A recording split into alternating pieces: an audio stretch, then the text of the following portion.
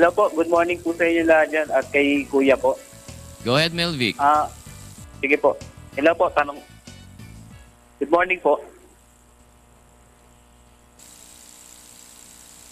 Sige, Tanong ko Melvic. lang po yung about po sa sa PhilHealth po.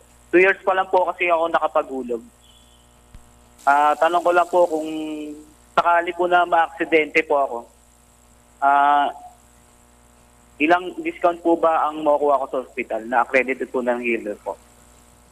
Okay, Melvic, baka may tanong rin si Delio sa'yo, no? Dahil dapat regular payee ka at hindi dapat nahihinto yung payment mo.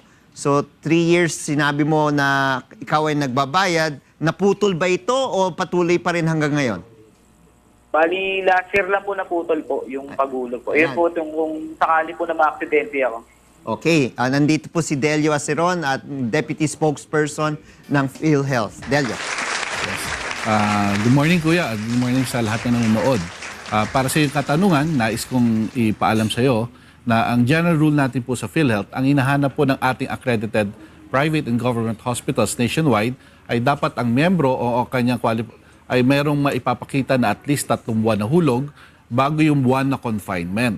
So, ibig sabihin po niyan, dapat bayad po tayo ng 3rd quarter, yung July, August, September, para kung gagamitin ngayong October, meron tayong qualifying premium contributions. Kung ngayon ka ulit magbabayad, kasi natigil ka ng halos 1 taon, pag nagbayad ka ng 4th quarter, October, November, December, magagamit mo yan come January, February, March 2015 po. Okay po. Yun lang po katanungan ko po. Thank you very much po. Yes, sila.